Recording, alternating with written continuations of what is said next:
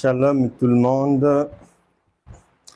Vous pouvez entrer, vous pouvez venir, à condition d'être bien intentionné. Au cas contraire, ça sera très risqué parce que les ignorants sont toujours en danger. Ils ne savent pas là où ils s'aventurent. Et c'est comme ça que beaucoup de chrétiens tombent. Si tu viens ici, il est préférable de venir en ami. Si tu viens pour faire l'intéressant, le m'as-tu vu, te faire jouer un numéro, te faire voir, soi-disant venir nous apprendre des choses alors que je sais bien que ton crâne est vide, eh bien ça ne sert pas d'être là, il faut partir. Ici, nous ne sommes pas dans une cour des enfants. Je ne tolère pas les bêtises. Ça ne sert pas de me laisser, de me poser des questions sur des versets bibliques que toi-même tu ne comprends même pas. Je ne réponds pas à cela. Par contre, si quelqu'un a des questions ou des éclaircissements à me demander, il faut le faire en message privé. Je ne réponds pas aux messages publics parce que bien souvent, la personne qui pose la question, en lisant sa question, on se rend compte qu'elle n'est même pas chrétienne. Elle ne connaît pas Dieu. Elle veut parler des choses qu'elle ne maîtrise pas. Non, je ne marche pas dans l'ignorance. Et je n'accompagne pas non plus les gens dans leur ignorance, dans leur égarement, leur folie, dans leurs ténèbres. Je ne le fais pas. Et donc, que ceux qui viennent ici, qu'ils soient bien conscients de ne pas venir perdre leur temps. Et un conseil d'ami, il est bon à donner. Le chrétien est plein d'ignorance. Je vais te donner un conseil. Si tu as eu l'habitude d'aller chez les gens, sur les profils des gens, écrire du n'importe quoi et tout, je te donne un conseil. Ne le fais pas chez moi parce que tu risques de le payer au prix lourd et tu ne comprendras pas. Mais comment tu vas te faire dévorer? Parce que Dieu est un lion qui ne tolère pas les gens qui marchent à l'aveuglette ou hasardeusement. Sont dévorés. Donc, si quelqu'un a l'habitude de rigoler, de faire son intéressant, de se faire voir, si quelqu'un connaît tout, nous n'avons pas besoin de ta connaissance ici. Nous sommes suffisamment outillés pour même écraser ta connaissance. Donc, il faut aller voir ailleurs. Comme on dit, un homme averti en vaut deux à bon entendeur. Mais les amis, honneur aux dames. Bonjour tout le monde, bonjour ceux qui nous rejoignent. Partagez, likez, sécurisez notre conférence s'il vous plaît. Parce que il y a beaucoup de chrétiens ou de pasteurs et autres aussi qui sont souvent mal intentionnés avec des cœurs sombres et il faut leur barrer la route. Vous leur barrez la route en sécurisant notre conférence, en mettant de jolis commentaires, en likant, en partageant, en envoyant de beaux messages à YouTube, Facebook, TikTok. Vous leur barrez la route là-bas. Et moi, pour ma part, par les Écritures, mais conformément à Tite chapitre 1, verset 11, je leur ferme la bouche pour qu'ils restent planqués sous leur lit, bien cachés avec leur ignorance dans leurs églises cimetières. Bref, mais que toute personne, vu que dans ce monde, tout le monde n'est pas mauvais, il y a aussi de bons chrétiens, de bons serviteurs de Dieu, des frères et sœurs bien intentionnés. Je vous salue vraiment, soyez les bienvenus. Nous allons débuter notre marche ensemble. Et je commence par faire honneur aux dames. Je vous fais le rappel. 2 dames. Et peut-être que toi aussi, tu as une idée pour écrire. Ben, tu peux me contacter. 2 dames. Une, Dorothy Denon. Et je te conseille son ouvrage. Je pensais, mais j'ai découvert. C'est new, c'est neuf, c'est propre, c'est clair, ça aide, elle transmet beaucoup de connaissances. Elle n'est pas la seule, puisque l'apôtre Carnelia Chiamba Oulabou aussi, inspiration divine aidant, elle nous a pondu et j'ai péché pour nous enseigner aussi, pour nous permettre de comprendre certaines choses que l'on n'avait peut-être pas comprises, pour nous permettre de prendre conscience de nos erreurs et comment en sortir avec l'aide de Dieu. C'est vraiment merveilleux. Je vous conseille ces 2 ouvrages.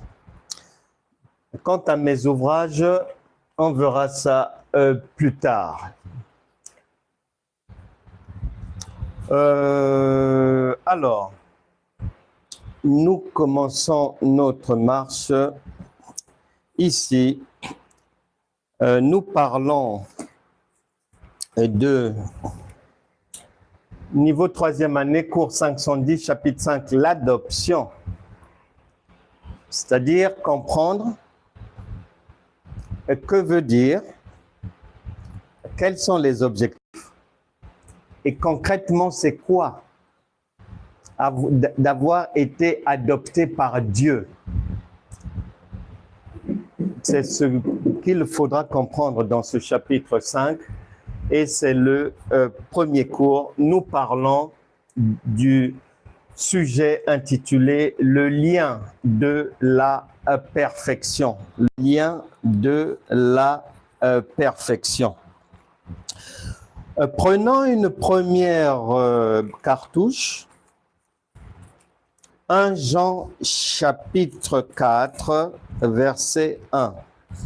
1 Jean et chapitre 4, verset 1. 1 Jean chapitre 4, verset 1. Bien-aimés, virgule, n'ajoutez pas foi à tout esprit, mais éprouvez les esprits pour savoir s'ils sont de Dieu, virgule, car plusieurs faux prophètes, dans la pensée de Dieu, en fait, c'est toutes sortes de serviteurs, voilà. Ça peut être une chantre, ça peut être quelqu'un qui est à la tête d'un département, ça peut être un pasteur, ça peut être la chef des intercesseuses, ça peut être toute personne et qui va se charger de transmettre d'une manière ou d'une autre la parole de Dieu. Et ici, on dit qu'il y en a beaucoup qui sont faux dans ce siècle présent. Plusieurs faux prophètes sont venus dans le monde. faut faire attention parce que un homme averti en vaut deux. Je le répète, parce que l'excès de bien ne nuit pas. On ne comprend pas Dieu en français. Faux ici ne veut pas forcément dire dans la pensée de Dieu quelqu'un qui sciemment, volontairement, enseigne la fausseté ou enseigne de mauvaises pratiques. Non, c'est un ensemble de choses. Un pasteur ignorant, une prophétesse ignorante, tu les mets dans cette catégorie. Mais pourquoi? Parce que elle est ignorante sans le savoir. Maintenant, lorsqu'elle va parler de Dieu, c'est avec peut-être une bonne intention de t'aider. Mais comme sa connaissance est insuffisante, limitée, ou inexacte, ou fausse, eh bien, la prophétesse va transmettre de la fausseté. Le pasteur va transmettre du faux. À partir de là, elle devient une fausse prophétesse, mais involontairement. Un faux docteur involontairement. Ce n'est pas forcément dans le sens fait sciemment. Non, non, non, non. En général, c'est involontairement que les gens se retrouvent dans le faux. De toute manière, il n'y a pas beaucoup d'hommes sur cette terre qui, informés qu'ils sont dans le mauvais chemin, qu'ils sont dans le faux, qui vont y rester volontairement. Non, involontairement. Maintenant, il y a une petite portion de ceux qui font certaines choses volontairement, mais pour soit se faire de l'argent, dépouiller les gens, soit pour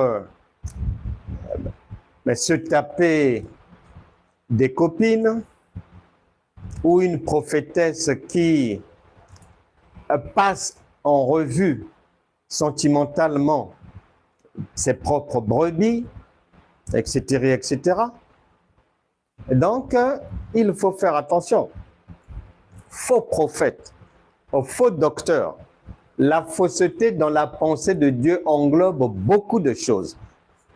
Ce n'est pas forcément quelqu'un qui volontairement transmet le faux, non. Donc, on nous dit de faire attention parce que le faux est devenu très populaire. On le retrouve partout. Il passe comme une lettre à la poste et ça passe très bien. Et on nous donne le conseil ici. On nous dit attention, attention, ouvrez bien les yeux, ouvrez bien les oreilles parce que le coin chrétien est gâté. Et on était prévenu de plusieurs manières. On nous avait déjà dit que il y a le bon grain et l'ivraie qui sont au même endroit et qui travaillent. Il y a des vipères, il y a des bons chrétiens, il y a des hypocrites, il y a des faux, il y a des tombeaux blanchis, il y a des loups vêtus en peau d'agneau, il y a des mercenaires. Et donc, tout est mélangé.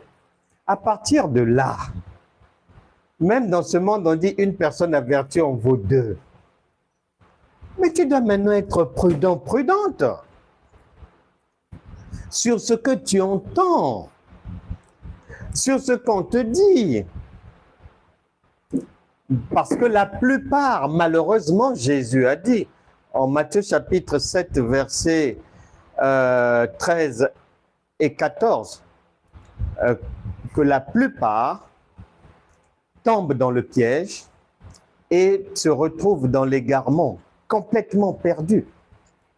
À partir de là, ne t'étonne pas que tu puisses vivre des difficultés à n'en plus finir. Des difficultés à n'en plus finir. Tu ne dors pas la nuit. Ton enfant a divorcé. Deuxième enfant malade. Toi-même, dans la famille, la mère était morte d'un cancer. Une sœur est décédée d'un cancer. Et le médecin dit que madame, on dirait que ça s'approche maintenant de vous.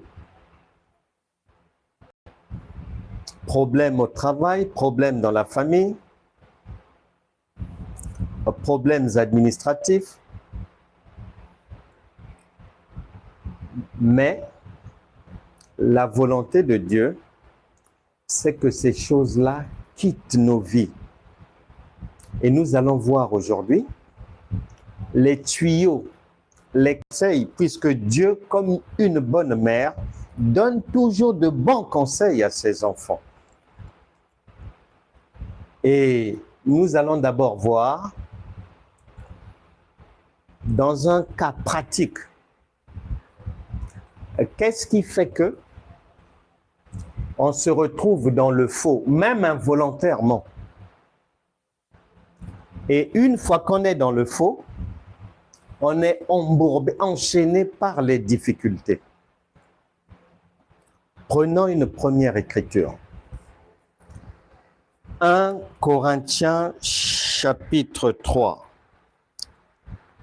verset 2. Jésus a dit, en Matthieu chapitre 15, verset 11 par là-bas, que celui qui a des oreilles pour entendre, qu'il écoute bien. 1 Corinthiens chapitre 3, verset 2. Je vous ai donné du lait, virgule, non de la nourriture solide, virgule, car vous ne pouviez pas la supporter. Et vous ne le pouvez pas même à présent. Maintenant, là, ce n'est pas possible. Dieu est celui qui est je suis. Par conséquent, tout enfant de Dieu, sa vie physique ou dans le Seigneur, c'est au présent, c'est je suis. Et ici, on dit que les gens ne peuvent pas supporter la nourriture solide parce que vous êtes encore charnel, c'est-à-dire enfant. Retiens donc qu'on parle du lait, ensuite de la nourriture solide et ensuite 2 Pierre 3,16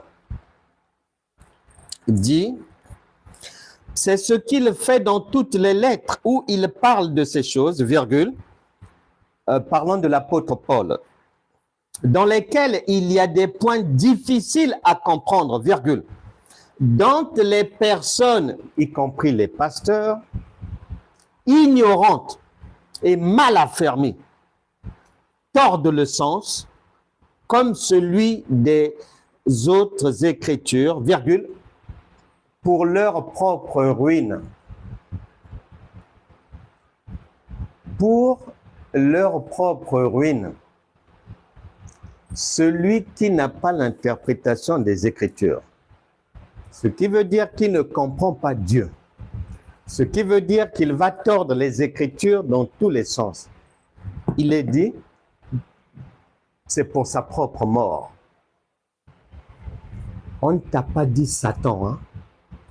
On n'a pas parlé du diable là. Hein?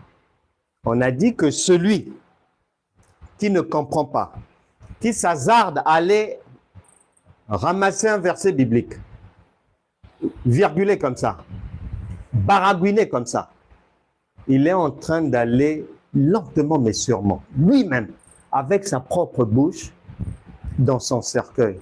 Car il est dit, la mort et la vie sont au pouvoir de la langue. Soit ce qui sort de toi, c'est la mort, soit ce qui sort de toi, c'est la vie. Donc, si tu parles de Dieu, soit tu es en train de transmettre la mort, et le premier mourant sera toi-même, les brebis vont s'écrouler, leur vie vont s'écrouler après, soit tu transmets la vie, et les gens sont bénis. Au bout du compte, ils sont guéris. Il n'y a pas une troisième alternative. Et ici, on ne t'a pas parlé du diable. Il n'y a pas de place pour le diable là. On ne t'a pas dit que parce que tu n'as pas mené un combat spirituel. Non, on a dit quiconque va tordre les Écritures.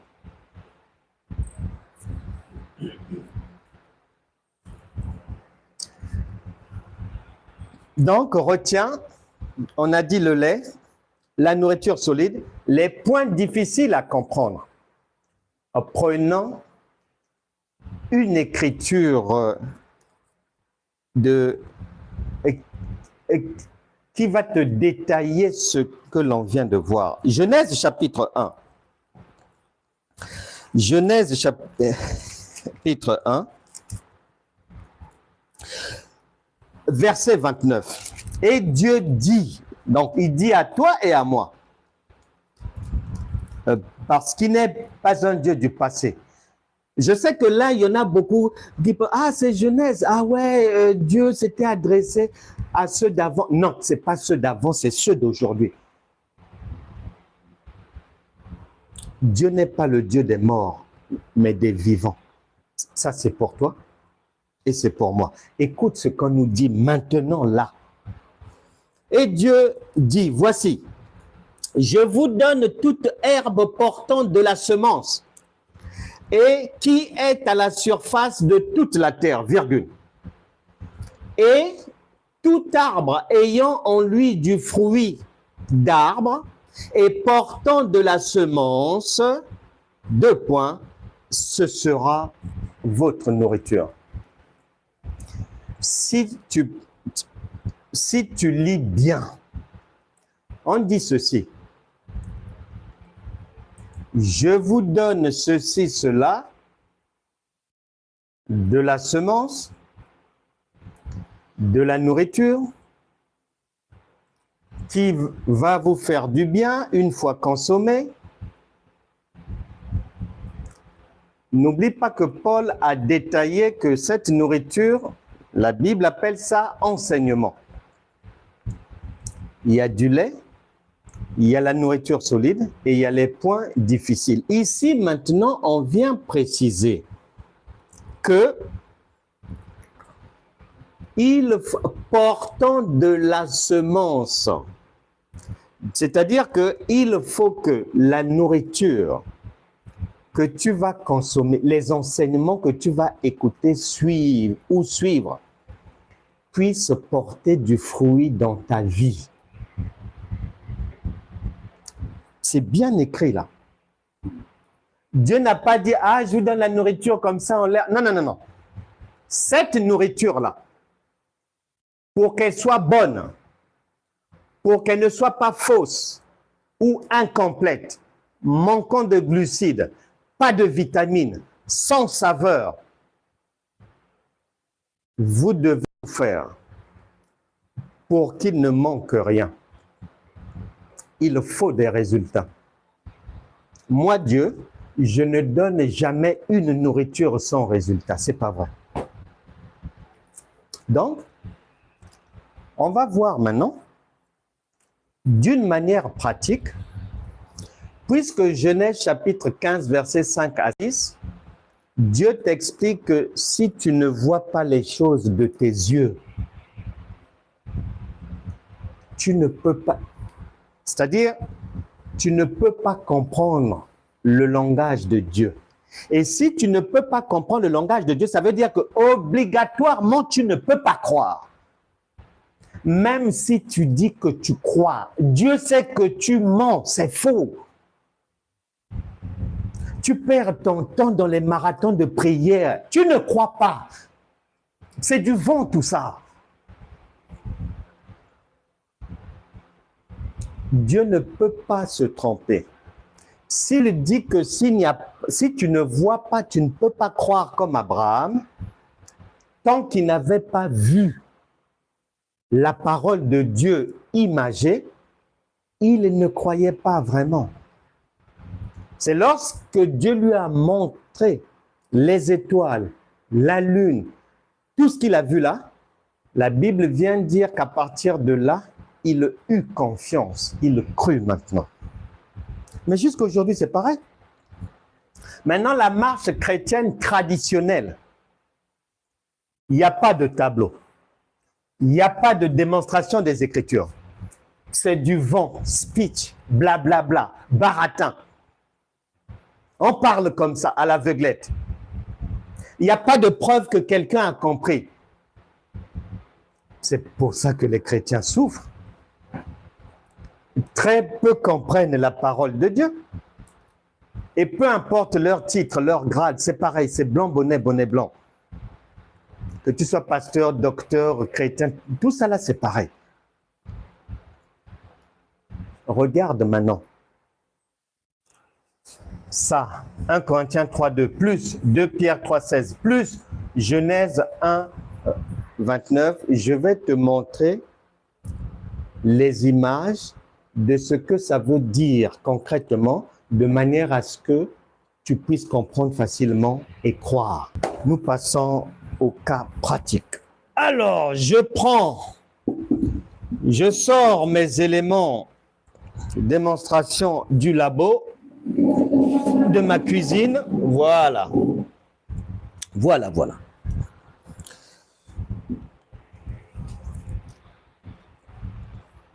Ici, on a dit, il y a le lait comme enseignement.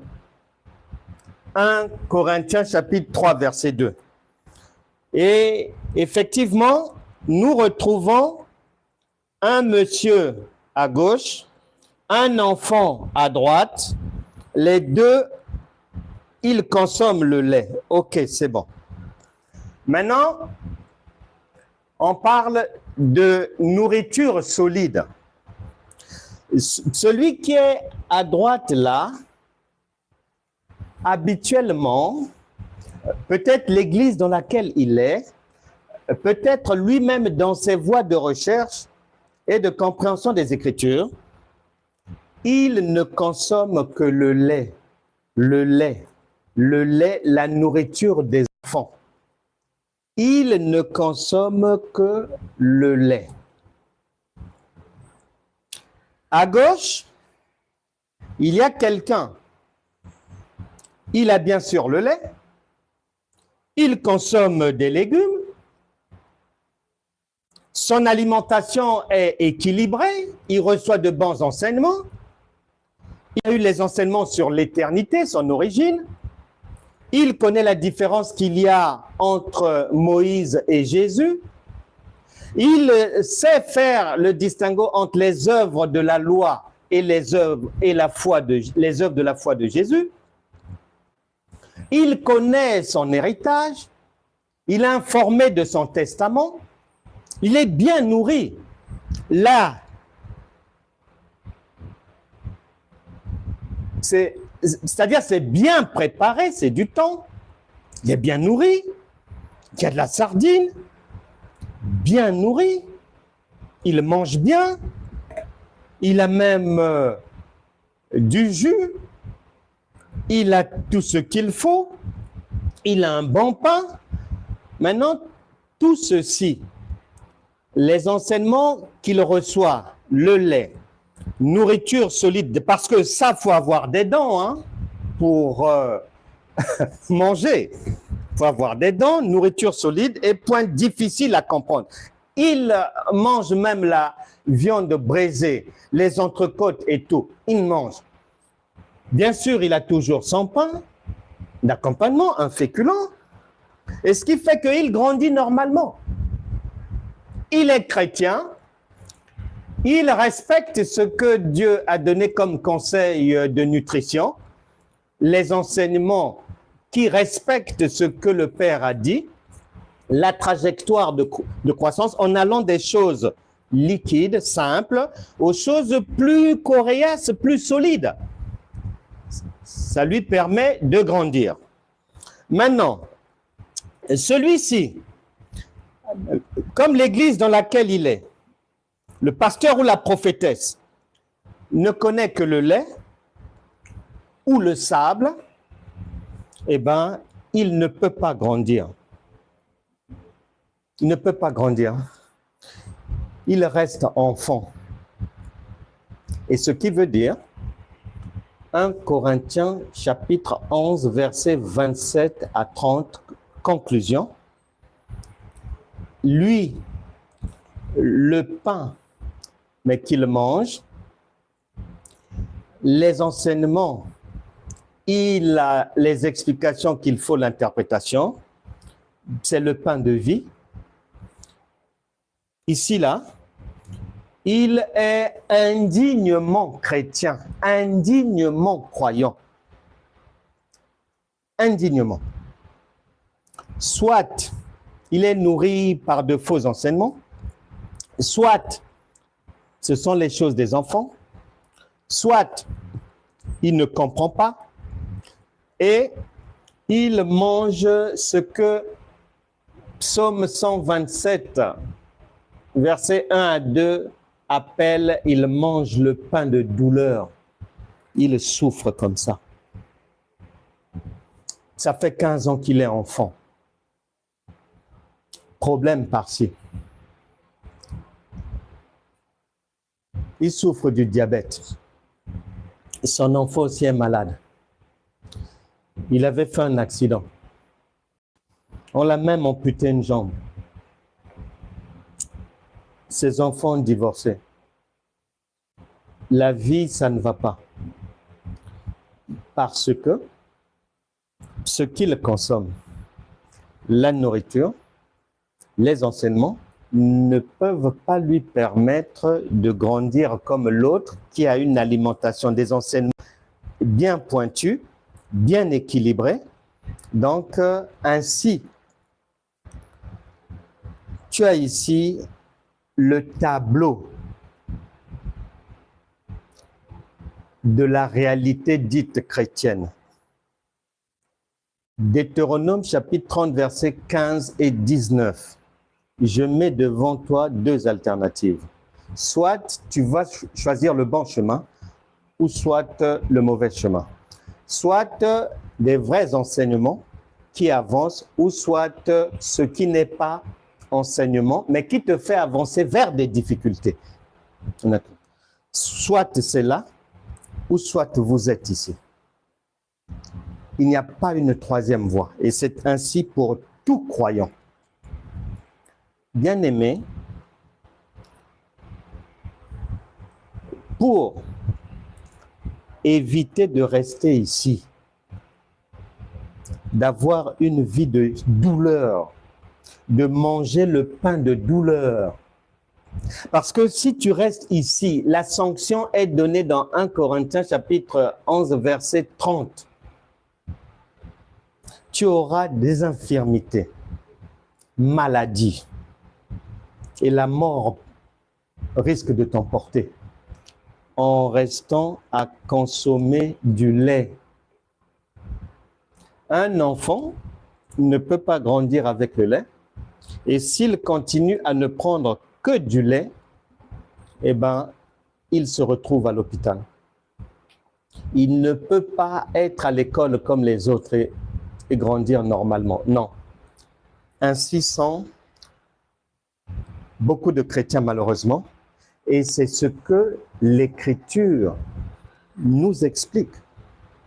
À chacun de savoir où se positionner, qu'est-ce qu'il y a lieu de faire.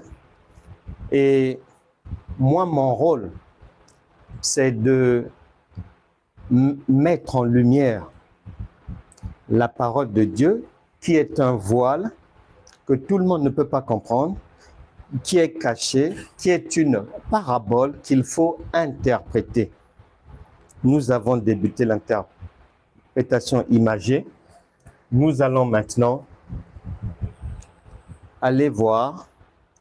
On poursuit en nous posant la question pourquoi le Seigneur tient absolument à ce que un chrétien puisse grandir dans les enseignements d'une manière authentique. Pourquoi Dieu tient à ça?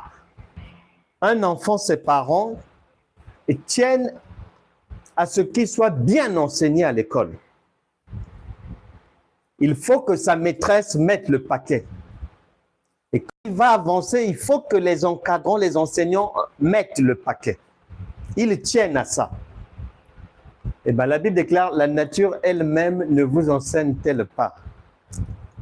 C'est ce que le Seigneur nous explique aussi.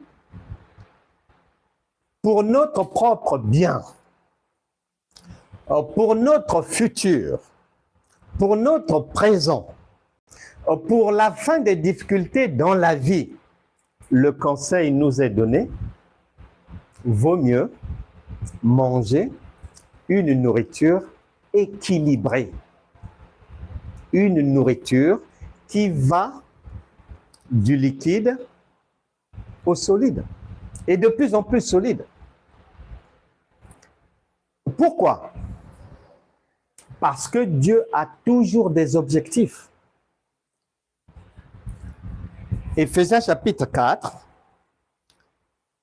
va nous dire pourquoi la nourriture, l'enseignement doit être donné obligatoirement pour grandir, pour être béni, guéri.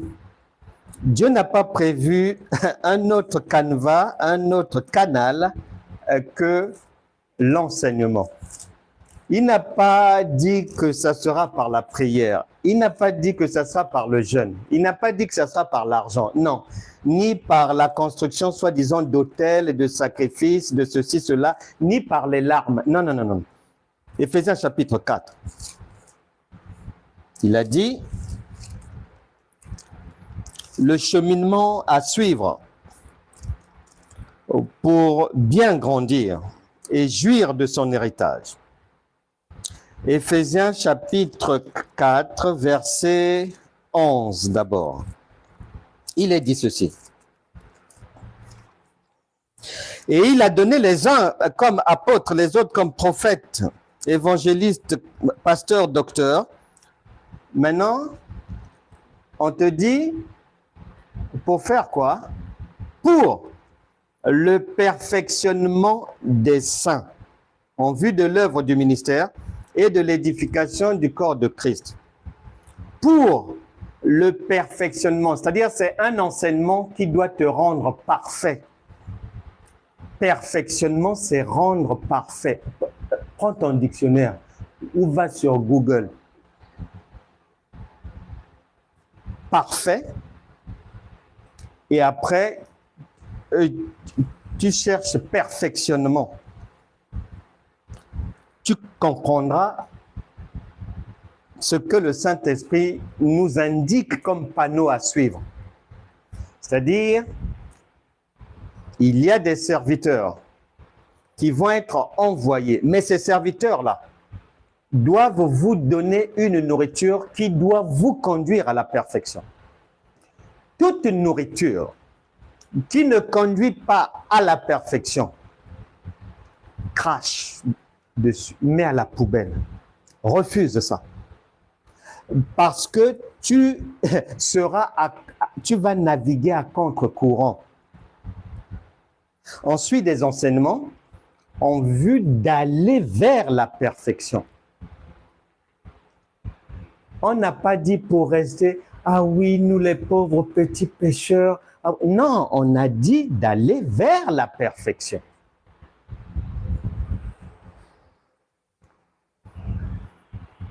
Colossiens chapitre 1, verset 28.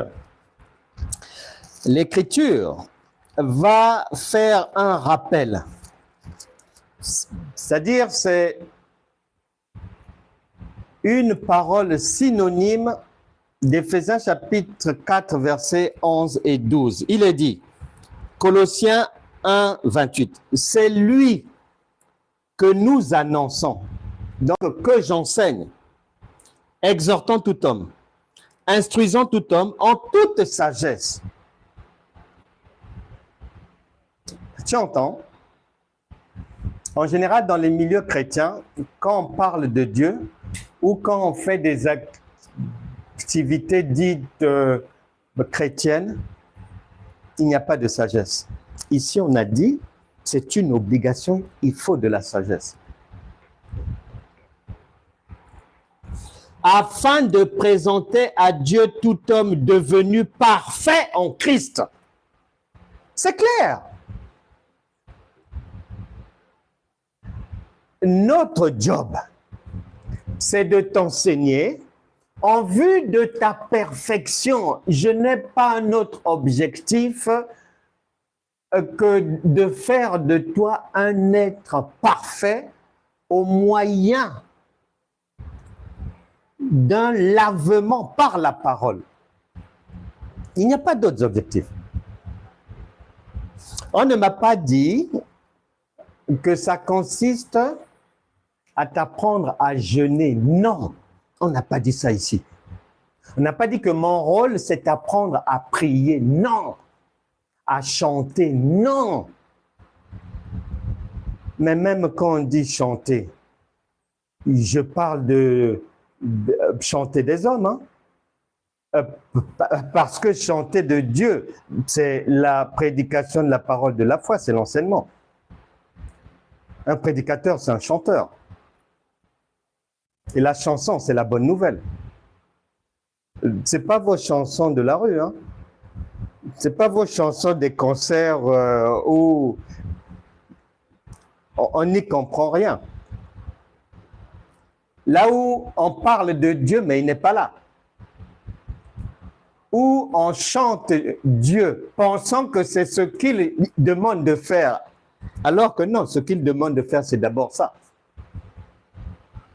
Une fois que tu as une bonne alimentation, une fois que tu es sur les rails, une fois que tu as de bons enseignements et que tu commences à comprendre Dieu, tu peux maintenant danser, chanter. Mais en général, ceux qui dansent et chantent, ils ne sont même pas dans le royaume. D'autres sont dans le poulailler. D'autres sont devant le portail de chez nous. D'autres ne les voient pas. Chantant sans chanter. Personne ne les entend. Ni ange, ni démon, ni séraphin. Personne. C'est pour ça que l'apôtre Paul a dit, il déconseille à tout un chacun de faire les choses comme battant de l'air. Et beaucoup battent de l'air pour rien. Or, ce n'est pas le but. Le but, c'est la perfection. Et pour y parvenir, il faut une dose de sagesse. Matthieu chapitre 5, tu retiens bien, hein? Éphésiens chapitre 4, d'où nous sommes partis. Au verset 12, on vient dire que le panneau de signalisation, l'autoroute, c'est la perfection. On a bifurqué à l'adresse Colossiens chapitre 1, verset 28. Là-bas, un autre panneau, le même, on lit comme ça. Ah, il faut être parfait. Marchons encore. Puisque le témoignage au moins de 2 frères est acceptable et solide. On appelle un autre frère à la barre. Il va venir parler. Le frère Matthieu, chapitre 5, verset 48. Matthieu, chapitre 5, verset 48. Matthieu, chapitre 5, verset 48. Écoute bien. Écoute bien.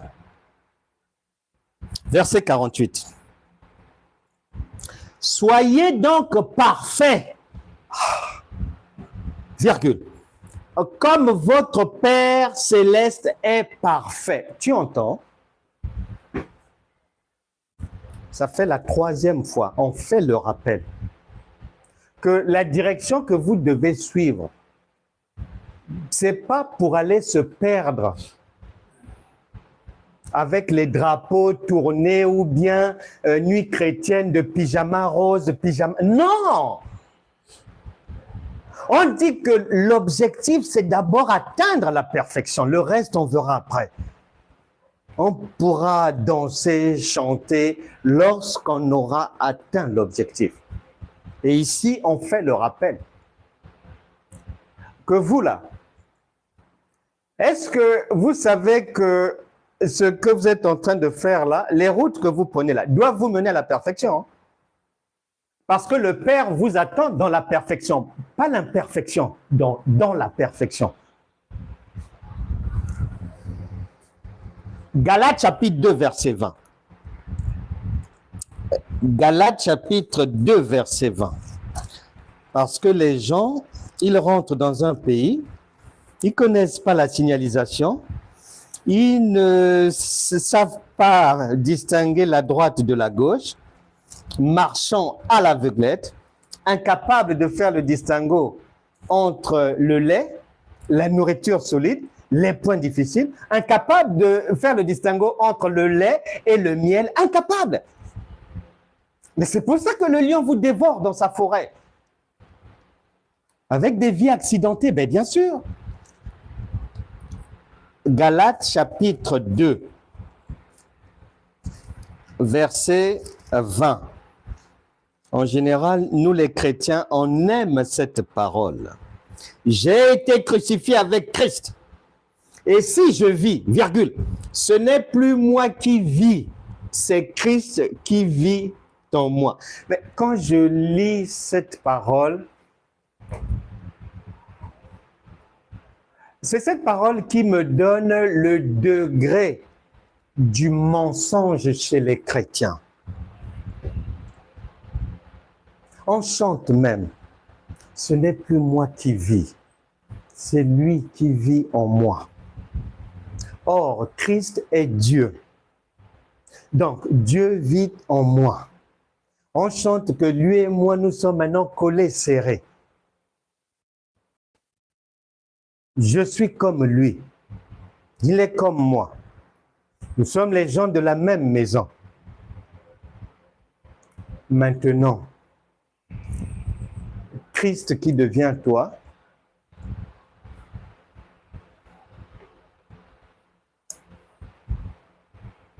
est-ce que Christ peut aller faire une soirée chrétienne en pyjama rose ou blanc? Est-ce que Christ peut se mettre devant un mur pour soi-disant pleurer comme Anne de 11h à 15h pour que Dieu puisse bien voir les larmes et que l'enfant qui est malade à la maison puisse guérir quand la séance sera finie à partir de 15h02. Christ peut faire ça?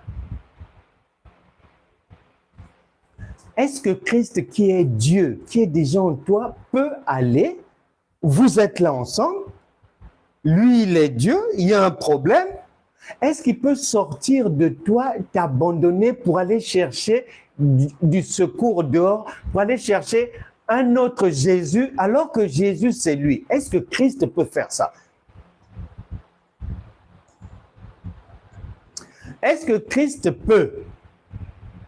Et tu dis qu'il est en toi, que ça soit toi-même, que ça soit quand tu arrives à l'église locale ou dans le milieu chrétien, avant de faire quoi que ce soit, vous priez encore, soi-disant, pour que Christ vienne vous assister. Attends, Christ est fou pour être en même temps là, il t'abandonne, il sort, il va là-bas, et vous faites comme une pièce de théâtre, il te dit, bon, je pars, à un moment donné, appelez-moi.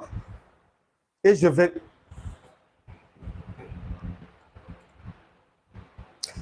Je ne sais pas comment ça fait chez toi, mais moi, ça me donne des maux de tête. Et j'arrête là parce que ça risque de trop monter. Et puis, non. J'arrête les exemples là. Donc, l'objectif de Dieu, que quelqu'un suive le panneau d'une bonne alimentation, une bonne nourriture par les enseignements, c'est d'aller vers la perfection, perfection, perfection. Quand tu vas suivre le chemin des enseignements bien, paf! Quand tu arrives là, Dieu et toi, il est maintenant bien enraciné en toi. Et toi aussi, tu deviens Dieu. Jean chapitre 10, verset 34. On va lire parce que quelqu'un peut être là-bas. Ah, il n'avait pas lu. On n'a pas les preuves qu'il a dit que nous sommes des dieux. Je ne veux pas de problème. Je lis. Jean chapitre 10. Je ne veux pas de problème. Oh non, ce qu'il a dit, ce n'est pas biblique. Il n'a pas donné le verset. Je donne. Jean chapitre 10. On ne parle pas de quelqu'un d'autre, on parle de toi-même. Écoute bien. Oh oui, mais est-ce que vous là, c'était pour moi? Oui, c'est pour toi. Jean chapitre 10, verset 34. Jésus leur répondit, donc il nous répond là tout de suite. N'est-il pas écrit dans votre loi, j'ai dit, 2 points, vous êtes des dieux? Je n'ai pas inventé. Comme devant un tribunal, vaut mieux avoir 2 témoins qu'un pour que ton argumentaire soit solide devant le tribunal de Pilate. J'appelle un autre frère. Je veux pas de problème. On appelle un autre témoin. Psaume 82. On appelle un autre témoin. On ne veut pas de problème. Ce procès, on doit le remporter haut la main. Psaume 82, verset 6. J'avais dit 2 points. Vous êtes des dieux. Vous êtes tous des fils du Très-Haut.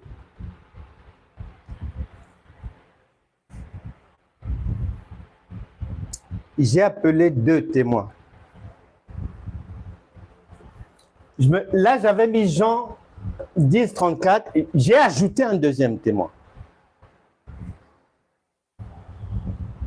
Donc, Dieu et toi, au final, ton alimentation, les enseignements que tu dois suivre, la nourriture que tu dois consommer, tu dois arriver là. On t'attend là. Tant que tu n'arrives pas là, la vie sera en dents de scie. Tu ne comprendras pas. On t'attend là, tu n'y es pas. Tu reviens du travail un beau jour comme ça. Alors que le matin, en partant au travail, bisous au mari. À tout à l'heure, chérie. À tout à l'heure, chérie. Quand il vient te trouver après le travail comme ça là, tu veux ramener tes lèvres comme ça, il dit non. Chérie, quoi? J'ai pris la décision. C'est mieux qu'on se sépare. C'est ça, quand tu n'arrives pas là où on t'attend, tu traînes derrière là. Écoute, vous les traînards, écoute ce qu'on dit. Psaume 82, verset 7. Cependant, vous mourrez comme des hommes. Vous tomberez comme un prince quelconque. Si tu n'arrives pas dans la perfection, si tu restes dans le lait, si tu restes dans les embrouilles de chanter comme une folle, ça ne te mènera nulle part. Le chant ne remplacera jamais la connaissance. Si je ne t'apprends pas ça, tu ne peux pas connaître ça. Mais ce que tu chantes, il suffit que j'ai le texte. Ben, même demain, je vais apprendre mon texte et puis demain, je balance.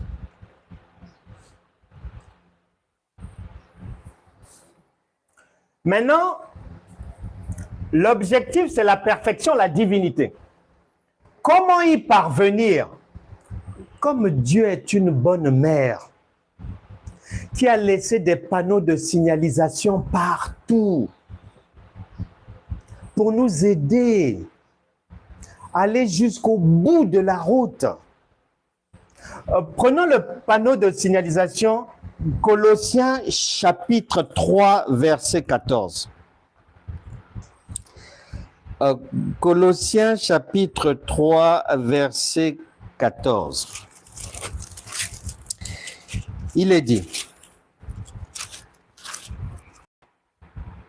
mais par-dessus toutes ces choses,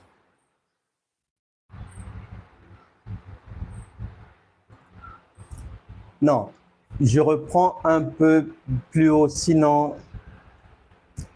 il peut nous manquer quelques provisions. Verset 12. Ainsi donc, comme des élus de Dieu, saints et bien-aimés, revêtez-vous d'entrailles de miséricorde, de bonté, d'humilité, de douceur, de patience. Tu peux ajouter de chansons, de jeûnes, de prières, de donner l'argent, de dormir par terre, de veille spirituelle, de nuit de la traversée, de soirée pyjama chrétienne.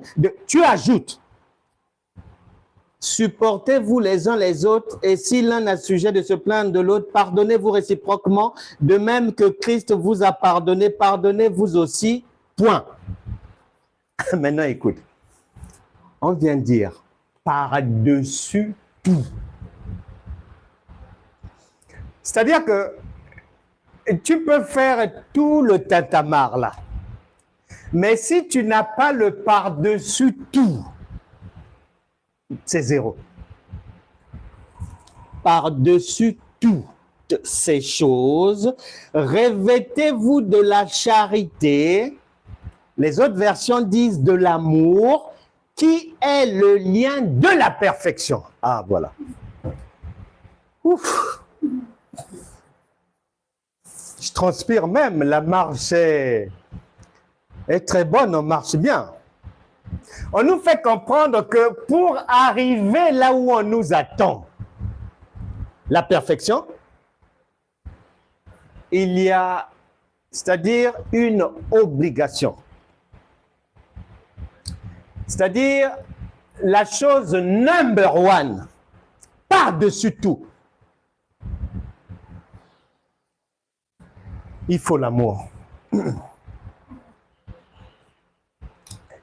Tu ne peux pas arriver à bon port sans l'amour.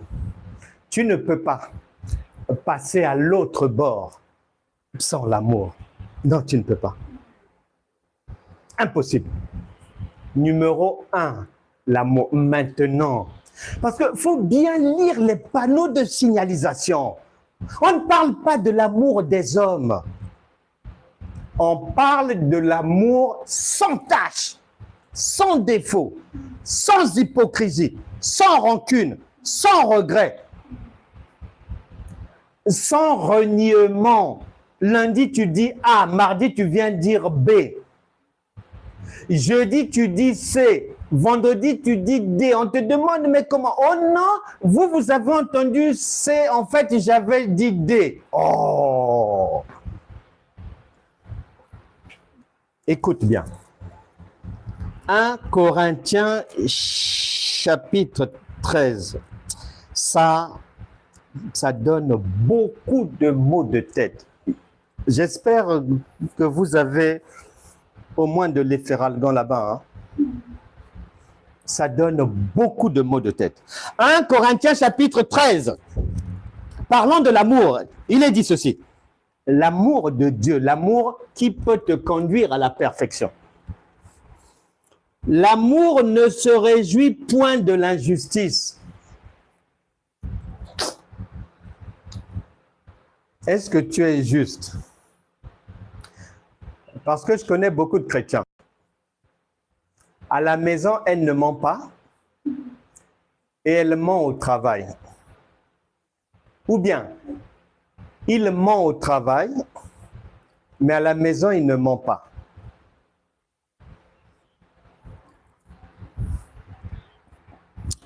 Il y a des chrétiens, ils ne supportent pas l'enfant de sa femme. Il y a des femmes qui n'ont aucun amour pour l'enfant de leur mari. Il y a des chrétiens, chrétiennes qui, eux-mêmes, ils ne fument pas, mais ils encouragent les autres. Oh non, non, non, oh, tu peux fumer, il n'y a pas de problème. Hein. Eux-mêmes, ils ne sont pas dans les rapports contre nature, mais ils disent que non, non, il faut être tolérant. Hein.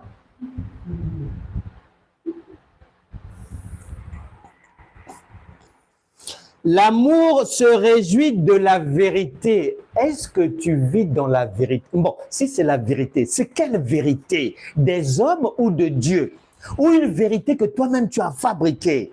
Ou ton pasteur a fabriqué, vous êtes mis dans un petit comité comme ça, vous avez sorti votre propre évangile. C'est quelle vérité? Parce que 2 Corinthiens chapitre 11 verset 4 nous met en garde. Tu prêches quel Jésus? Il y a un faux Jésus. Bon,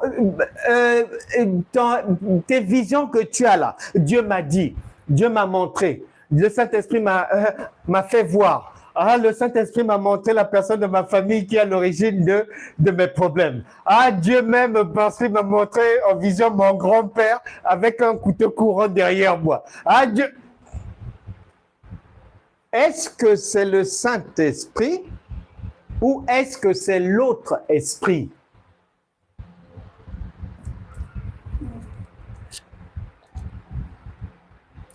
Et ce qu'on vous apprend là, ce qu'on appelle études bibliques, école biblique, cours biblique, c'est quoi là-bas? Est-ce que c'est le vrai évangile ou est-ce que c'est 1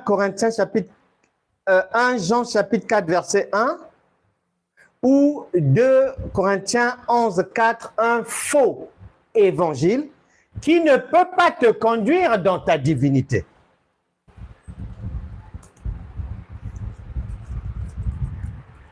L'amour toujours. Verset 7. L'amour excuse tout. L'amour croit tout.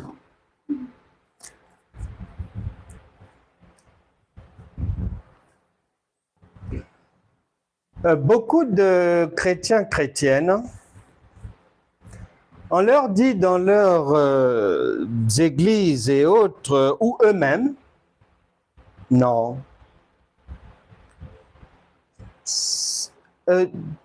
Ton neveu a dit, il va être en vacances dans ta ville, il te demande de l'héberger. Est-ce qu'il est chrétien? Non. Ah. Ne prends pas le risque de le recevoir. Nous qui sommes en Christ, nous ne marchons que entre nous, les gens de la maison de Dieu. Ne le reçois pas. Son état d'âme? Non. Si tu ne veux pas mourir, n'ouvre pas la porte de chez toi. Ici, on n'a pas dit ça. Ici, on a dit, on n'accuse pas, on ne suspecte pas, on ne cherche pas à philosopher, on excuse tout, c'est-à-dire que même s'il n'est pas chrétien, on l'excuse. Ce n'est pas de sa faute. On l'excuse, on le reçoit. Combien de familles disloquées du fait du lait, du fait des nourritures pourries? Combien de femmes rêvent de son mari, soi-disant son mari la pourchasse avec une arme. Elle va demander des conseils à des frères chrétiens ou à son pasteur. Ah! Ma sœur, c'est un sorcier. Et la sœur c'est-à-dire rempli de poubelles d'ignorance dans la tête, va au tribunal prendre le dossier pour demander le divorce. Il y a des chrétiens, un frère, on ne sait pas si c'était vrai, on ne sait pas si lui-même, parce que lorsqu'on veut se débarrasser de son chien, on l'accuse de rage. Hein? Oh, je vois ma femme, j'ai vu ma femme dans un rêve, elle a tenté de m'empoisonner. Ah, frère, si tu restes avec elle, tant pis pour toi. Hein? Dieu t'a prévenu. Hein? Des fois, le frère, il ziotait déjà une autre femme là-bas. Peut-être qu'il a inventé. On ne sait pas. Peut-être que le rêve n'était pas tout à fait comme ça. C'était une autre femme, mais il dit que c'est le visage de sa femme qu'il a reconnu. Et quand on va lui dire, en fait, quand il vient en parler, c'est-à-dire sa prière dans son cœur, qui me disent que c'est ma sorcière, qui me disent même de la foutre dehors, ça c'est une opportunité. Et dès que on dit, la Bible déclare, n'avez-vous pas lu Proverbe chapitre 27, verset 12. L'homme prudent veut le mettre de loi. Dès qu'il arrive à la maison, il n'attend même pas que madame revienne du boulot. Il prend ses valises. Wow. Ses valises. Wow. Ici, on a dit que l'amour, c'est pas comme ça. On n'accuse pas. On croit tout. C'est pas que ma soeur, la manière dont je vois mon mari là ces jours-ci, non, il a changé un peu d'attitude. Hein? Comment? Non, il est devenu un peu distant, je suspecte, hein? Peut-être qu'il a ramassé une jeunette. Hein? Ici, on n'a pas dit ça. L'amour n'a pas ce genre de film. Mais la même bouche, la même chrétienne, quand elle va aller se retrouver quelque part, celle qui avait conseillé à l'autre que certainement que son mari a commencé une aventure là-bas, elle-même, elle va se retrouver quelque part et on va lui dire, mais ton mari là, on dirait, vous êtes toujours ensemble. Tu sais, l'amour rend aveugle. Hein? La même personne. Une langue qui, un double langage. Ici, on n'a pas dit ça. L'amour n'accuse pas. L'amour ne voit pas de sorcier. L'amour ne voit pas Satan. L'amour ne voit pas le diable. Mais sinon, ce n'est plus l'amour. On a dit on excuse tout. On croit tout.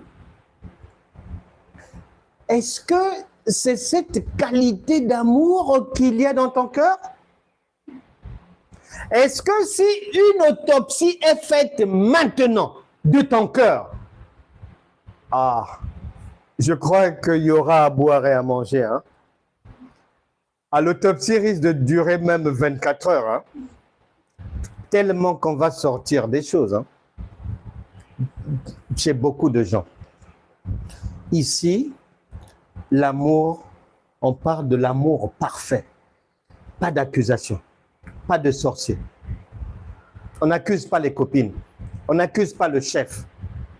On ne dit pas que, oui, depuis que j'ai la lumière de Dieu, on me combat. L'amour d'ici, on n'est pas combattu.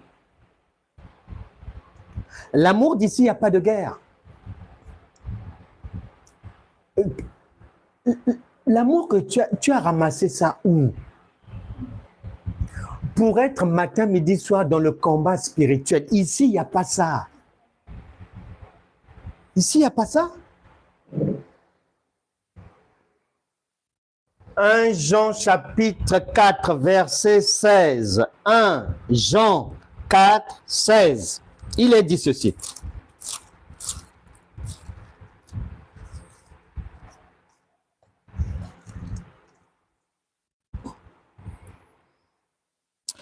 Et nous, virgule, nous avons connu l'amour que Dieu a pour nous, virgule, et nous y avons cru. Point.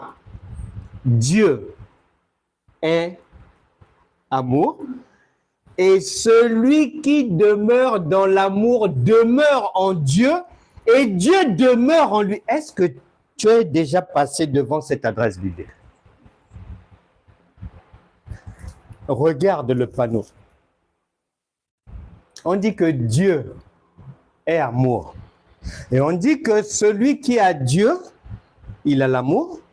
Dieu en lui, lui en Dieu. Donc la même personne.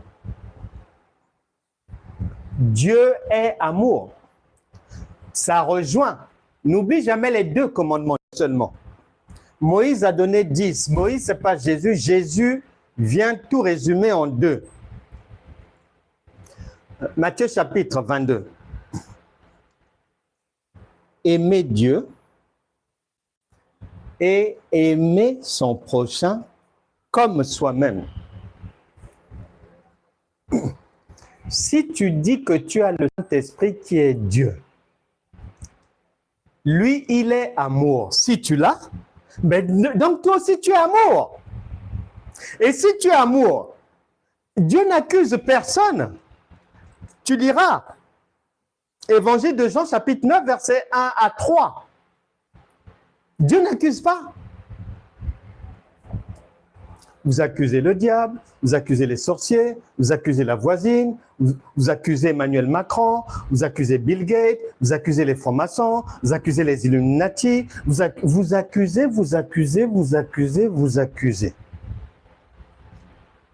Dieu ne fait pas ça, l'amour ne fait pas ça. Caractéristique du vrai chrétien, c'est-à-dire de Dieu, puisque ici on a dit Dieu est amour, donc un chrétien qui dit qu'il a l'amour, donc il est Dieu, ils sont pareils, et il est caractérisé par quoi? 1 Jean chapitre 5, verset 18, faut bien ouvrir les oreilles. Vous qui demandez pardon pour vos péchés à 6 heures du matin, à 8h32, à la pause de 10h04, à midi avant de manger, à 15h, à la pause de 15h, avant le café, vous qui demandez pardon à 18h, vous qui demandez pardon en rentrant à la maison à genoux, la parole va te poser la question, tu demandes pardon pourquoi? Si il est en toi, toi en lui, vous faites la même personne, tu es Dieu. 1 Jean 5, 18. Nous savons que quiconque est né de Dieu ne pêche point. As-tu entendu? Ah, les chrétiens ont du mal avec ce rocher, quoi. C'est-à-dire, le fait pour un chrétien d'entendre cette parole qui dit que un enfant de Dieu ne pêche pas, il s'effondre. Il s'écroule. C'est-à-dire, son cerveau tourne fort.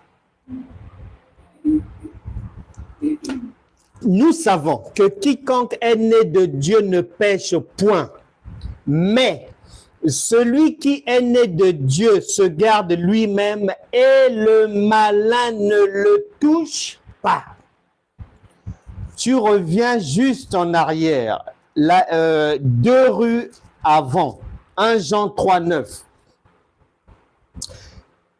quiconque, 1 Jean 3, 9, quiconque est né de Dieu ne pratique pas le péché. Et on va expliquer pourquoi, virgule, parce que la semence de Dieu, c'est-à-dire la divinité, demeure en lui.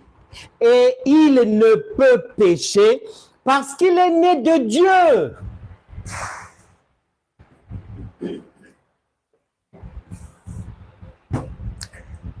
Le problème, c'est que tu as lu des versets qui parlent du pardon. Mais le problème, c'est pas de faire comme si les autres panneaux n'existent pas. Les panneaux sont là. Non, le problème, c'est que tu n'as pas été attentif. Oui, tu as lu le pardon, oui. Mais Dieu ne peut pas dire une chose et son contraire. Donc, s'il y a le pardon, ça sera pour l'enfance, pour le lait. Maintenant, un adulte, il saura comment marcher. Il ne peut pas pécher. Donc, il t'a manqué l'interprétation des Écritures. C'est-à-dire, comment on fait pour partir d'un verset qui me demande de demander pardon et comment faire pour arriver à comprendre un autre verset qui vient me dire que non, non, non, non, toi, tu ne peux plus pécher. Il y a une route à faire là. Et cette marche, c'est une course de la connaissance. Et tu ne peux pas mettre un verset biblique à la poubelle. Non, non, non, non, non. Dieu a dit que quelqu'un qui est chrétien, il ne pêche pas.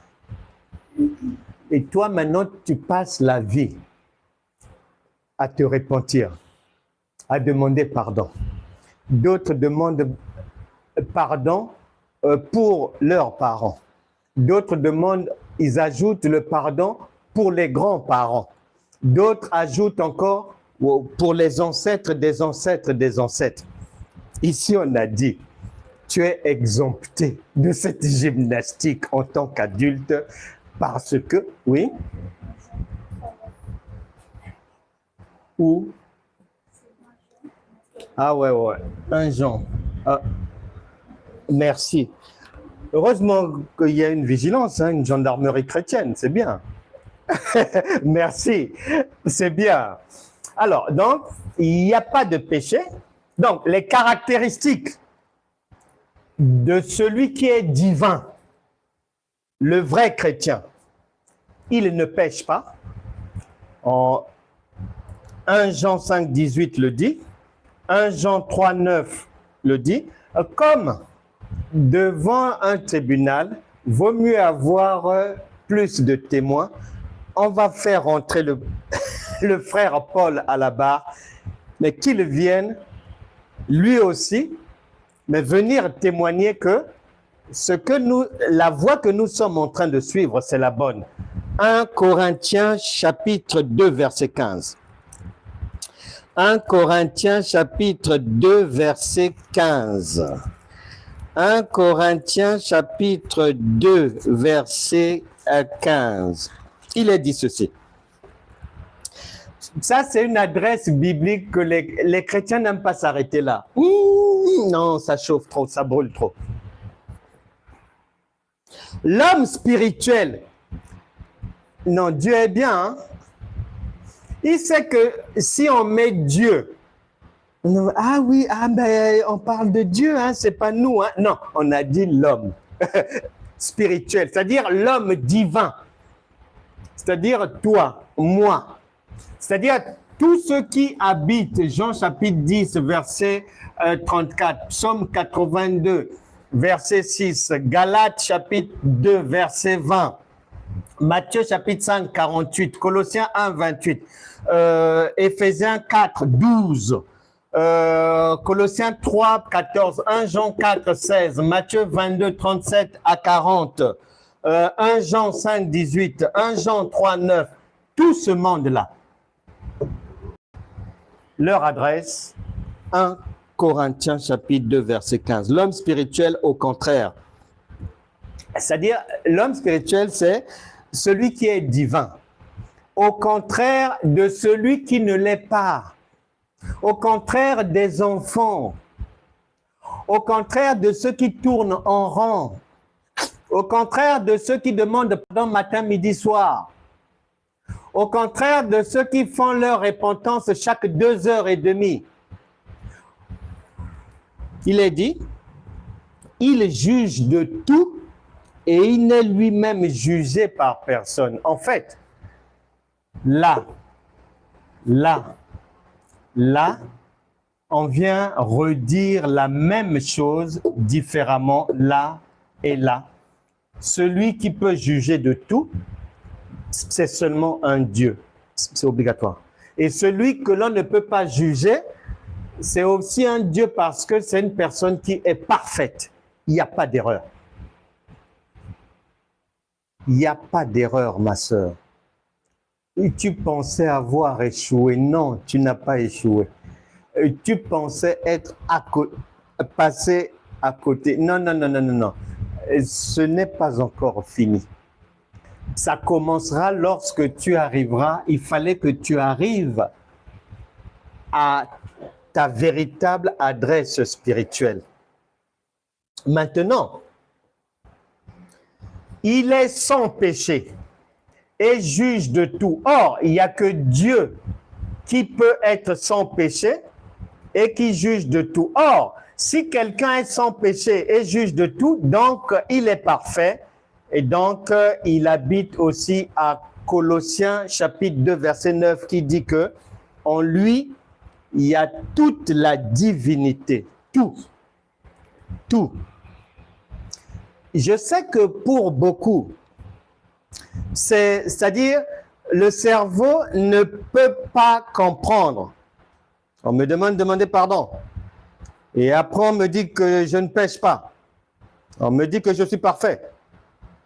On me dit que je peux juger de tout. Je sais, mais prends ton mal en patience.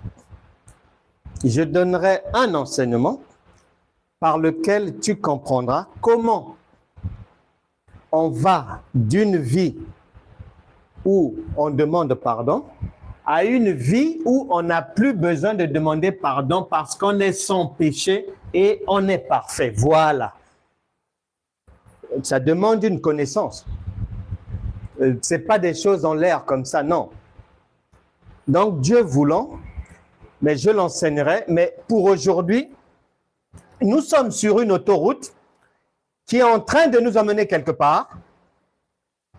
On dit que le vrai chrétien, il a l'amour. Or, l'amour, c'est Dieu. Donc, il a Dieu. Donc, il est un Dieu aussi. Il est parfait. Il a tous les attributs de Dieu. Or, s'il a tous les attributs de Dieu, il est dit, rien n'est impossible à Dieu. Luc chapitre 1, verset 37. Or, la plupart des chrétiens, même des pasteurs, pensent que quand ils lisent Dieu, il s'agit d'un Dieu qui est extérieur à leur corps, à leur être. Il s'agit d'un être supérieur dans les cieux. Or, ça c'est la compréhension de l'enfant. Lorsqu'on devient adulte, lorsqu'on a grandi dans les enseignements, on vient comprendre que ça va changer parce que Dieu que tu lis là, quand tu arrives dans la nourriture solide, les enseignements solides et les points difficiles à comprendre, ce Dieu-là, en fait, derrière le voile, quand tu enlèves le voile, Dieu parle de toi-même. Luc 1, 37 dit, « Or, rien n'est impossible à Dieu. » Mais c'est la même chose que Marc chapitre 9, verset 23 qui dit que tout est possible à celui qui croit. Ben voilà, on n'a pas dit que tout est possible à Dieu, non. Ici, on te prend, on commence, rien n'est impossible à Dieu. Tu te dis que oui, Dieu dans les cieux. Ok, d'accord. On te fait encore marcher, on t'emmène à Marc chapitre 9, verset 23, où là-bas, il n'est plus écrit Dieu. On dit la même chose, mais autrement. Et c'est pour toi, en disant, tout est possible à celui qui croit. Mais c'est la même chose que rien n'est impossible à Dieu. Tout est possible à celui qui croit et rien n'est impossible à Dieu. Mais c'est la même chose parce qu'on parle de la même personne, de toi. Eh bien oui, on parle de toi. On suppose que tu as bien suivi ton école de la foi. On suppose que tu as bien suivi les enseignements et tu as respecté les panneaux de signalisation, tu as bien suivi, tu as bien progressé, tu as grandi et que enfin, tu as fini par comprendre que Dieu dont on parle, c'est toi-même, puisque Luc 1, 37 égale Marc 9, 23.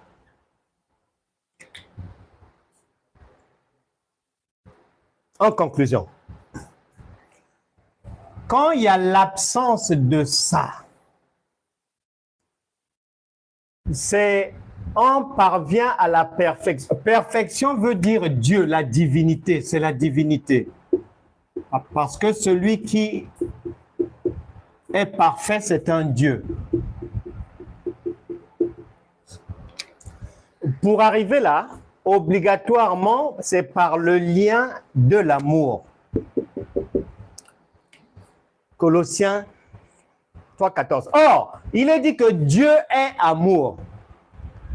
Donc, si tu as Dieu avec toi, mais ça suppose que non seulement tu as l'amour de Dieu, mais que tu es aussi Dieu. Et comme les gens ont du mal à comprendre, comme la plupart des chrétiens sont encore aux enseignements du niveau du lait, des faussetés, le bas niveau de compréhension, la lettre, Romains chapitre 8, verset 19 vient dire « Jusqu'à présent, le compte n'y est pas. La création attend toujours, avec un ardent désir, les preuves que les enfants de Dieu ont réellement Dieu, marchent avec Dieu et sont des dieux. À partir de là, ils réaliseront beaucoup de choses pour la société. Pour le moment, ce n'est pas le cas. Le compte n'y est pas. Pourquoi? Parce que en 1 Corinthiens chapitre 3, verset 2, il est dit que les gens sont toujours au lait, ils ne connaissent pas la nourriture solide, ils sont beaucoup plus enfants, mais comme le dit Hébreux chapitre 5, verset 12 à 13, or, les enfants,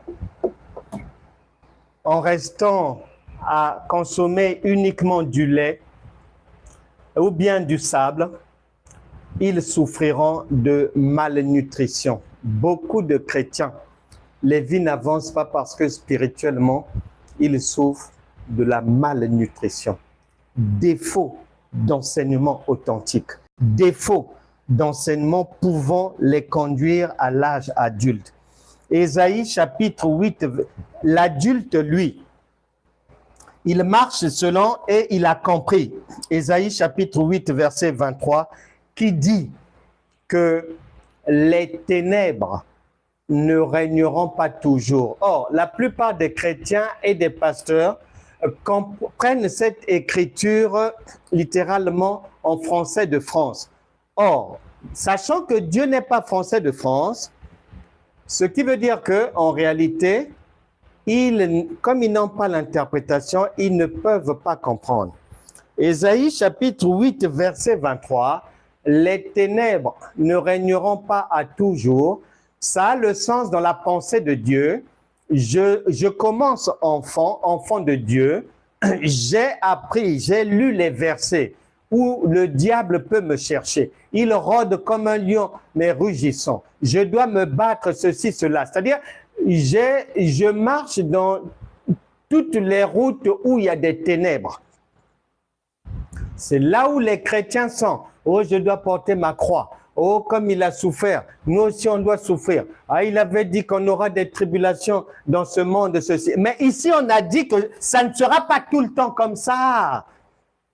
Il est dit que les ténèbres ne régneront pas toujours, ce qui veut dire que dans ma marche chrétienne, dans les enseignements que je vais manger, il me faudra quitter les ténèbres, la peur, porter ma croix, souffrir, intercéder comme un fou, parler en langue comme un détraqué de 15h à 20h, aller faire des nuits de la traversée, faire le jeûne de 40 jours en fin d'année pour ne pas finir dans les casseroles des sorciers à Noël, et ceci, cela. Donc, ces ténèbres-là qui faisaient que je combattais, j'étais dans un combat spirituel, il est prévu, doivent prendre fin dans ma vie. Et ça sera lorsque je vais revêtir vraiment Christ, qui est amour, qui est la divinité. C'est pour ça que les ténèbres ne régneront pas toujours. Je peux commencer, je fais le combat spirituel parce que j'ai peur du diable, j'ai peur des démons. C'est ce qu'on m'a appris. Il ne faut pas dormir, il faut se lever, il faut faire les veilles de prière. Oui, mais ces ténèbres-là doivent finir. Et c'est la marque des adultes. Pourquoi ils savent que les ténèbres doivent finir? Par la bonne nourriture, bon enseignement, parce que Ésaïe 45, verset 7, l'adulte n'oublie jamais que Dieu a dit, le bien, c'est lui l'auteur, et le mal, c'est lui l'auteur. À partir de là, un adulte, c'est-à-dire, il ne s'occupe pas de la vie de Satan, ni des démons, ni des personnes méchantes. Un adulte, il vit sa divinité et il ne peut pas pécher. Il est invincible, il marche sur les scorpions, mais les serpents, parce qu'il est bien enseigné, il a de la bonne nourriture, mais les enfants continueront toujours à gémir, à souffrir. Et c'est pour cela que le fait de demeurer enfant, il y a des gens, il est même pasteur depuis 30 ans, mais il est toujours enfant. Il y a des gens, elle est chrétienne depuis 25 ans, mais elle ne sait pas qu'elle est toujours enfant. Et raison pour laquelle, lorsque tu es mal nourri, lorsque, tu vois, pour finir, il est dit que quand tu es mal nourri, tu vas souffrir de malnutrition. Cette malnutrition-là, tu vas en souffrir et de jour et de nuit. Ça sera dans ton corps. Si tu manges bien, tu as le lait, calcium, les glucides, protides, tu as toutes les graisses, tu as tout. Cette bonne santé-là sera dans ton corps matin, midi et soir. Pour dire quoi? Écoute bien ce que je vais te dire. Chacun en fonction de ce qu'il consomme comme enseignement. La nuit, regarde ce que vont vivre les gens qui sont dans le lait, qui sont dans des enseignements qui sont des appels d'air aux démons, et qui sont des églises où on glorifie le diable, les chrétiens qui ont pour Dieu le diable et le vrai Dieu est un sous-Dieu, les chrétiens qui ont la frousse, la peur de Bill Gates, des francs-maçons, de ceci, cela, regarde bien. Leurs rêves la nuit sont pourchassés dans les eaux parce que la nourriture en tout est mauvaise. Le mal va seulement attirer le mal. La lumière chasse les ténèbres.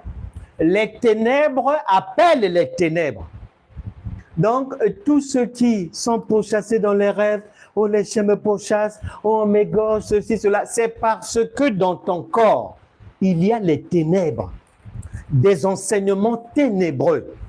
Le jour où tu auras des enseignements lumière, tous ces rêves-là vont quitter définitivement ta vie. Mais nous sommes libres, on ne fait pas ces rêves-là, des cauchemars comme ça.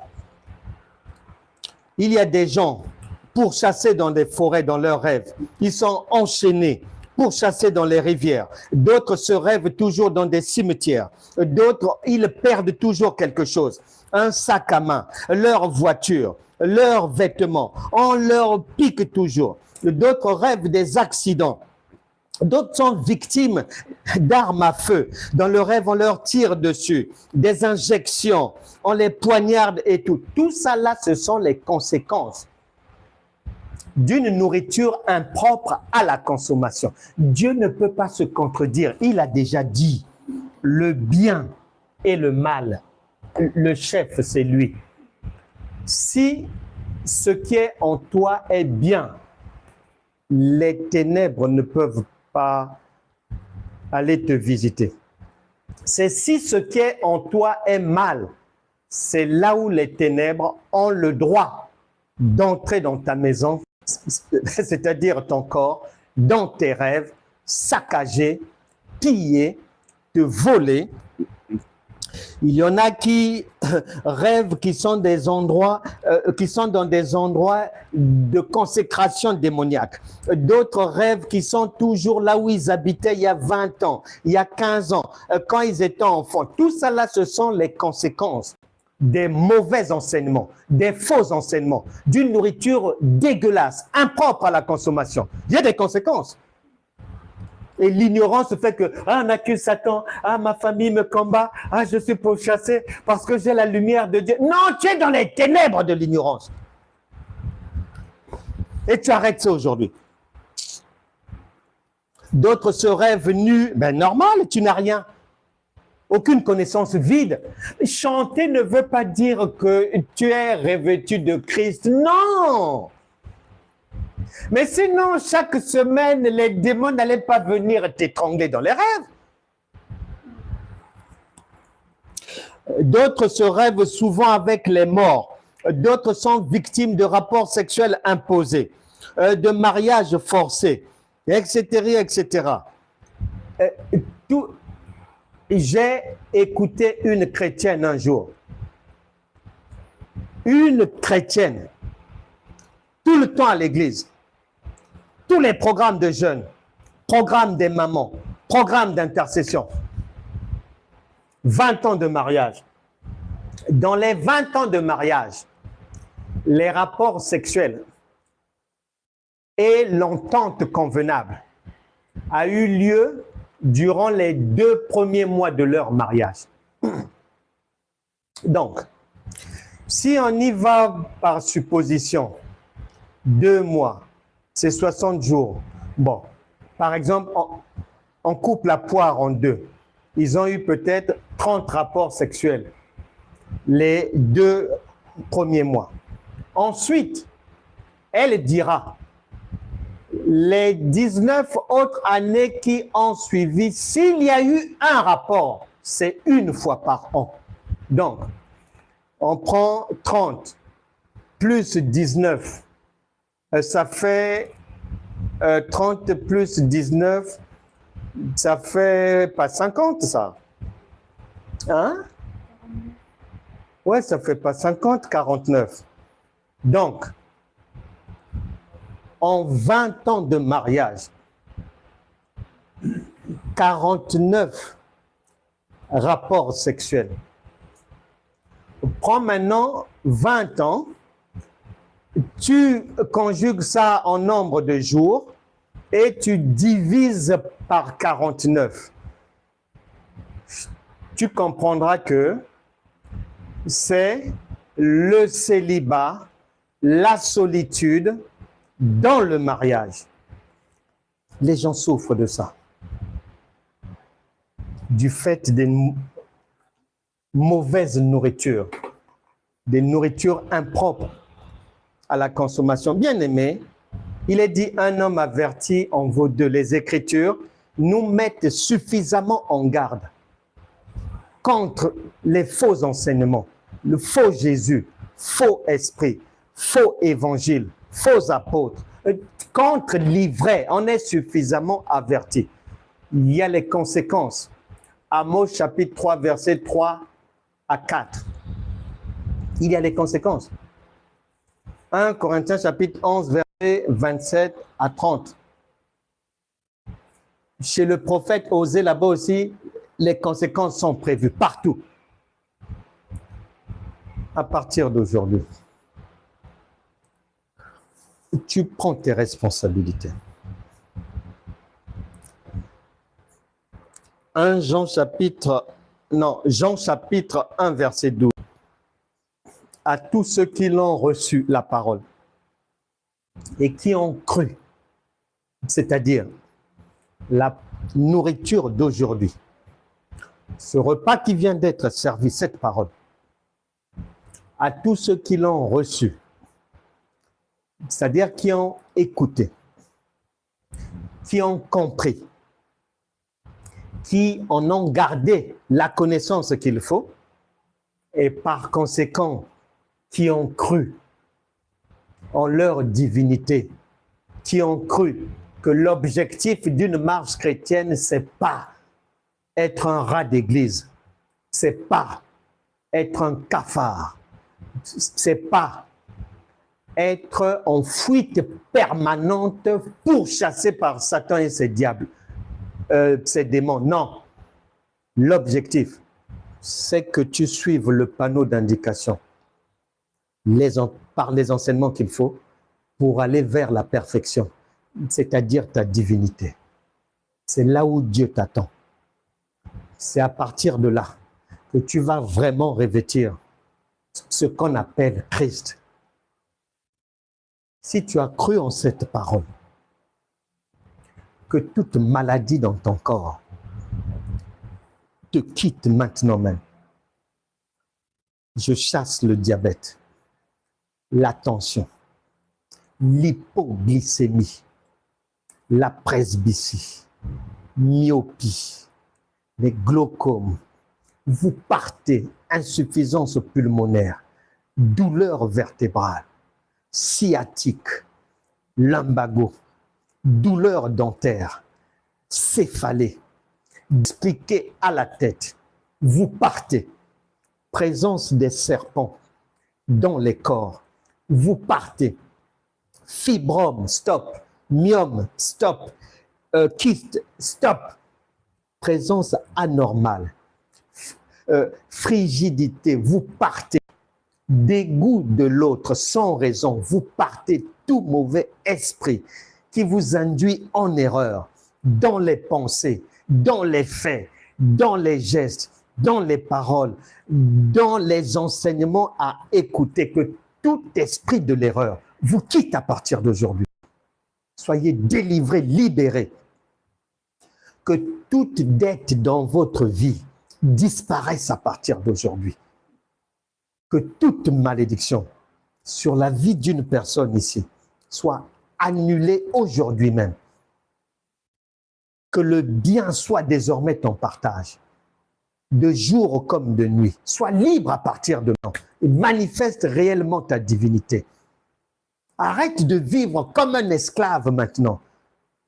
Quitte l'adresse Galates chapitre 3 verset 1. Quitte l'annexe Galates chapitre 4 verset 1. Va te coucher. En Matthieu chapitre 11 verset 28. Reçois le repos dans ton corps, dans ton cœur, dans ton âme, dans ton esprit. Que toute grâce divine, la prospérité, la bonne santé, le bien-être, le bon sommeil, les bons enseignements, la bonne connaissance que tu vas recevoir. La Bible déclare, Actes des Apôtres, chapitre 16, verset 30-31. Crois au Seigneur Jésus. Non seulement tu reçois tout le package qu'il faut maintenant pour avancer dans la vie, mais tes enfants, ta maison, reçoit aussi toutes ces grâces par ricochet. Tout enfant malade soit guéri aujourd'hui même, pas demain. Tout enfant en difficulté scolaire soit secouru aujourd'hui même. Tout foyer qui surchauffait du fait de la mésentente, due à la présence démoniaque, les incompréhensions, la violence, le rejet de l'autre, l'absence de rapports intimes, à partir d'aujourd'hui, recevez une nouvelle vie. Au nom puissant de Jésus. Amen. Voilà les amis. Nous sommes arrivés au bout de notre repas marche. Voilà. On a bien mangé. On est arrivé au bout. Vraiment, n'oubliez pas de vous abonner, de liker, de partager. Ne soyez pas égoïstes. Beaucoup de chrétiens ne sont pas bénis du fait de l'égoïsme. C'est pour ça que le Seigneur les envoie dans les églises mortes, dans les cimetières, les tombeaux, les cavernes, les grottes chrétiennes. Vous sortez de là à partir d'aujourd'hui.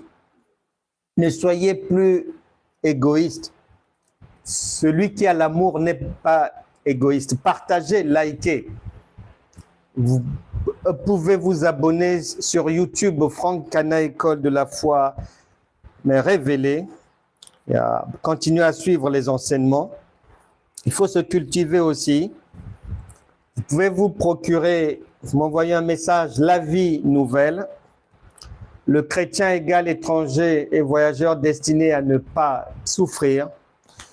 Moi, je suis un pasteur qui ne croit pas à la réussite d'un chrétien bêta. Non. Et beaucoup de chrétiens sont tombés dans ce piège. Oh non, voilà, c'est pas grave. Même si tu connais rien, Dieu aime ceux qui ne connaissent rien. C'est pour ça qu'il avait pris Pierre. Et les ignorants enseignent ces choses, des bêtises comme ça. Oublions que avant d'envoyer les disciples, Jésus les a d'abord très bien formés, bien enseignés pendant 3 ans. Donc, l'enseignement est obligatoire. La connaissance est obligatoire. 2 Pierre chapitre 1 verset 5, faites tous vos efforts pour joindre à votre foi la connaissance. On n'a pas dit faites vos efforts pour joindre à votre foi la prière, le jeûne, les manèges, les chants. Non. Tous vos efforts pour joindre à votre foi la connaissance. Jean chapitre 8 verset 32. Vous connaîtrez, on parle de connaissance, la vérité, c'est-à-dire ça. Et ce que vous allez connaître, c'est-à-dire là où vous allez arriver, ça vous permettra de vivre en homme libre ou de rester esclave. À bon entendeur. Je vous conseille de lire Le dépouillement spirituel et sa conservation. Ainsi est la foi. Autopsie de la foi. Échographie du mariage. Et j'ai dit, vous êtes des dieux. Vous m'envoyez un message, c'est pas cher. Où que vous soyez, vous les recevrez. La Bible déclare à celui qui a. En parlant de connaissance, on ajoute celui qui n'a pas. C'est-à-dire même les miettes qu'il avait là, on enlève et coup de pied dans le caniveau. Dans ce monde, il n'y a pas de pitié pour les canards boiteux. Voilà. Donc, je vous conseille de lire, de vous procurer les ouvrages. Que Dieu vous bénisse vraiment. Abonnez-vous sur sur Facebook. Vous me joignez à évangéliste éditeur Franck Cana. YouTube, Franck Cana, École de la foi, mais révélée. Abonnez-vous, partagez. Et pour ceux qui ont des projets pour écrire un livre, vous pouvez me contacter. Je suis éditeur de livres et je vous accompagnerai dans votre projet. Que Dieu vous bénisse vraiment. On se retrouvera demain matin. Ça sera sur TikTok. Si vous avez des conseils à me demander, des éclaircissements ou des demandes particulières de formation, par exemple, de cours particuliers et autres, d'invitations, vous m'envoyez un message en privé en mettant vos coordonnées et je vous rappellerai éventuellement, y compris pour ceux qui veulent écrire des livres. Shalom, bon dimanche, à demain. Soyez bénis, nous vous aimons.